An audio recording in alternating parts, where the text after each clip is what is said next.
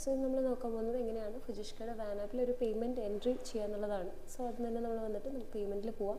Already നമ്മൾ create ചെയ്ത് വെച്ചിട്ടുള്ള പേയ്മെൻറ്റിൻ്റെ ലിസ്റ്റ് ഇവിടെ അവൈലബിൾ ആണ്. പുതിയൊരെണ്ണം ആഡ് ചെയ്യണമെങ്കിൽ പ്ലസ് ബട്ടൺ ഒന്ന് ക്ലിക്ക് ചെയ്യാം. നമുക്കിവിടെ ഡോക്യുമെൻറ്റ് നമ്പർ അതുപോലെ തന്നെ നോട്ട്സ് ഉണ്ടെങ്കിൽ നോട്ട്സ് പ്രൊവൈഡ് ചെയ്യാം. പിന്നെ ഡെബിറ്റിൽ പോയിട്ട് നമുക്ക് ഏതൊരു ലെഡ്ജറാണോ അതൊന്ന് സെലക്ട് ചെയ്യുക. അപ്പം ഈ ഒരു പേയ്മെൻറ്റ് കേസിൽ വരുന്ന സമയത്ത് നമുക്ക് ഫ്യൂവൽ എക്സ്പെൻസ് അതുപോലെ തന്നെ നമ്മൾ റൂട്ടിൽ പോകുന്ന സമയത്ത് ഫുഡിൻ്റെ എക്സ്പെൻസ് അങ്ങനെയുള്ള ഏതൊരു എക്സ്പെൻസും നമുക്കിവിടെ മാർക്ക് ചെയ്യാം. അപ്പോൾ ഇനി നമ്മളിവിടെ കറസ്പോണ്ടിങ് ആയിട്ടുള്ള എമൗണ്ട് എത്രയാണോ അതൊന്ന് പ്രൊവൈഡ് ചെയ്യുക. നറേഷൻ ഉണ്ടെങ്കിൽ നറേഷനും കൂടി ഒന്ന് കൊടുക്കുക. അതിനുശേഷം ഒന്ന് ആഡ് ചെയ്തിട്ട് സബ്മിറ്റ് ചെയ്യും.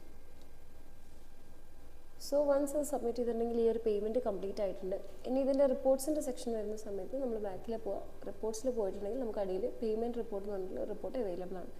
നമുക്കിവിടെ നോക്കിയാൽ ആ ഒരു കംപ്ലീറ്റ് റിപ്പോർട്ടിൻ്റെ അവൈലബിൾ ആയിരിക്കും. ഇനി ഇവിടെ തന്നെ ഫിൽറ്റർ ഓപ്ഷൻ ഉണ്ട്. നിങ്ങൾക്ക് ഏതെങ്കിലും പർട്ടിക്കുലർ ദിവസത്തെ മാത്രമായിട്ടുള്ളത് ഫിൽറ്റർ ചെയ്ത് ഡാറ്റ എടുക്കണമെന്നുണ്ടെങ്കിൽ എഡിറ്റ് ചെയ്ത് എടുക്കാൻ പറ്റും.